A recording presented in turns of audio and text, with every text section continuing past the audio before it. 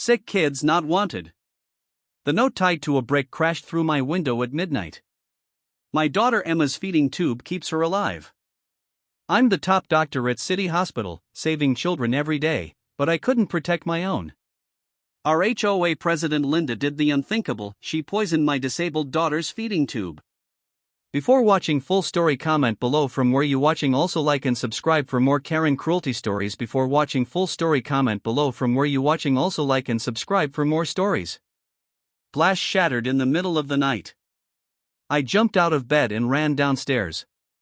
A brick lay on my floor with a note tied to it, "Get out. Sick kids not wanted here." My hands shook as I picked up the brick. This wasn't random. This was because of my daughter Emma and her feeding tube. This was because of Linda Morgan, the head of our neighborhood group, who hated us from day one. I'm Dr. Tom Wilson. I save children's lives every day as the top doctor at City Hospital. But right now, I couldn't even keep my own daughter safe in our home. Dad? What happened? Emma called from upstairs. She stood at the top of the stairs in her pajamas, her feeding tube visible on her small face. She was only 9 but had spent most of her life in hospitals. It's nothing, honey, I lied, hiding the brick behind my back. Just the wind. Go back to sleep. Emma frowned. She was too smart to fool. It's that mean lady again, isn't it? Mrs. Morgan doesn't want us here because I'm sick. My heart broke. I went up the stairs and hugged my little girl. She was so light in my arms. The feeding tube was the only thing keeping her alive because her body couldn't digest food properly. It's not because you're sick, I said softly. It's because some people are afraid of things they don't understand. But you're a doctor, Emma said. Can't you just explain it to her? If only it were that easy. The trouble started the day we moved in 3 months ago. I bought this house because it was close to the hospital and had good schools for kids with health problems. I never thought our neighbor would hate us for having medical needs. On our first day, Linda Morgan marched over while the medical supply truck was dropping off Emma's equipment. No business deliveries allowed in our neighborhood, she snapped. Her perfect hair didn't move in the wind, and her smile was as fake as her tan. These aren't business supplies, I explained. They're medical supplies for my daughter. Linda's face twisted with disgust. Well, keep all that hospital stuff out of sight.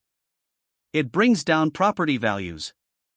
After that, Linda found something wrong with our house every day. The wheelchair ramp I built, not approved. The nurse's car, can't park more than 4 hours. The special film on Emma's windows, wrong color. Each time, she gave us a fine. Each time, she was ruder than before. 2 weeks ago, I had a small birthday party for Emma in our backyard. 6 of her friends from the hospital came over. Linda called the police, saying we were running a hospital in a residential area. When the officers saw it was just kids eating cake, they apologized and left. But Emma was crying, her special day ruined. That night, after cleaning up the broken glass from the brick, I decided enough was enough.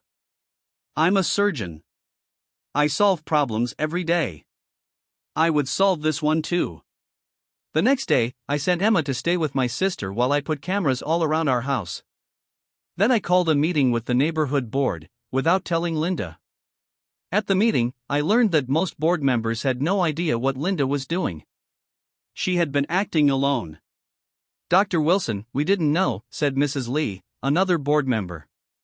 Linda told us your changes were just for looks, not for medical needs. I showed them pictures of Emma, papers about her condition, and the brick with its mean message. Everyone was silent. I'm not just a neighbor, I said. I'm the chief doctor at City Hospital. Many of your children have been my patients. All I want is for my daughter to live safely in our home.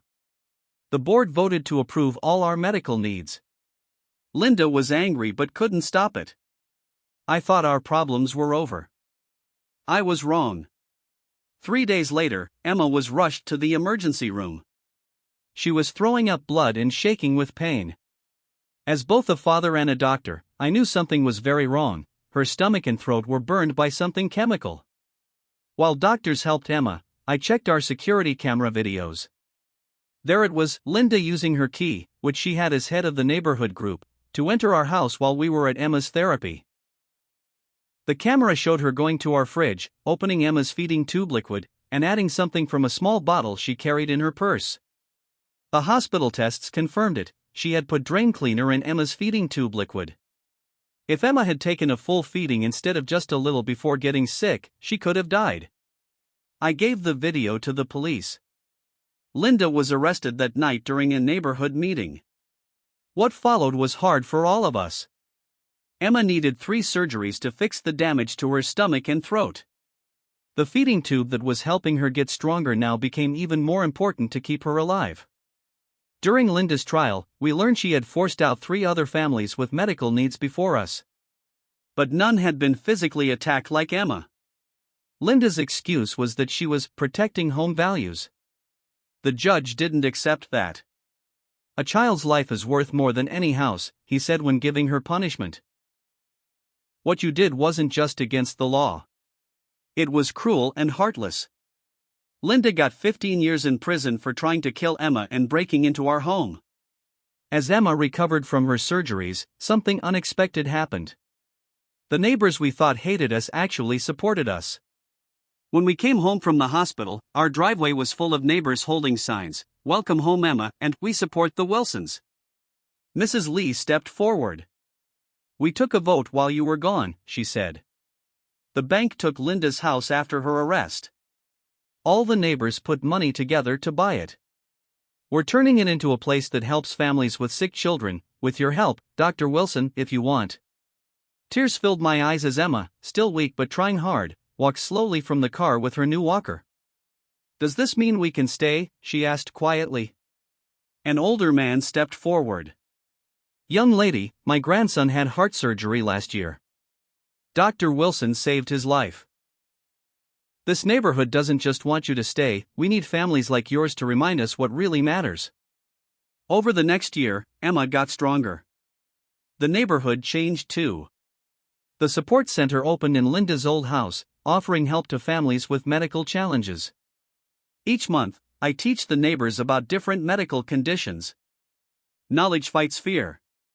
The brick that crashed through our door now sits in a glass case at the support center, reminding everyone how hate can change to healing. As for Emma, she had her 10th birthday party in our backyard. This time, 20 neighborhood kids came, some with medical devices like Emma, others just friends who learned that being different isn't scary. I watched her blow out her candles, her feeding tube decorated with stickers, surrounded by friends who saw her, not her illness. "What did you wish for?" I asked later as I tucked her into bed. "I can't tell you, Dad," she said with a smile. "But I don't need to wish for anything now. We're already home. Sometimes the best healing happens outside hospitals. And sometimes, the best medicine is having neighbors who choose kindness over fear." Linda Morgan thought she was fixing her perfect neighborhood by getting rid of us. Instead, she helped create a community that's stronger, kinder, and truly beautiful in ways no house rules could measure. As a doctor, I've saved many children. But it was my daughter, with her brave spirit, who taught our community how to really live. 2 years have passed since that terrible night. Emma is doing better than I ever hoped. She still needs her feeding tube, but she's grown taller and gained weight. Her doctors are amazed by how well she's doing. The support center, now called Emma's Place, has helped over 30 families with medical problems. 3 families with sick children have moved to our neighborhood because we're known for being kind and helpful. Last month, I got a letter from the prison where Linda is serving her time. I almost didn't open it, but Emma said everyone deserves to be heard. "I can't ask you to forgive me," Linda wrote. "But I want you to know I think about your daughter every day. In prison, I read books to sick children at the hospital. I volunteer every week. It doesn't fix what I did, but maybe it adds a little good to the world." I showed the letter to Emma. "Should we write back?" I asked. Emma thought for a moment, playing with her feeding tube as she often does when thinking hard. "Yes," she said finally. "Tell her I forgive her." Not because she deserves it, but because being angry is too heavy to carry around. Such wisdom from a small child. Yesterday, Emma started 5th grade, something we once worried might never happen. As she got on the school bus, her medical backpack covered with pins and patches from other children at the support center, the bus driver gave her a high five. "Got your superpowers today, Emma?" he asked, pointing to her feeding pump. "Always," she said with a big smile. I watched the bus drive away, standing with neighbors who came to see this special moment. Mrs. Lee squeezed my hand. "You know," she said quietly, "Linda was right about one thing. Medical equipment does affect house values." I looked at her, surprised. "Oh yes," she continued with a smile. 3 houses sold last month for more than the asking price.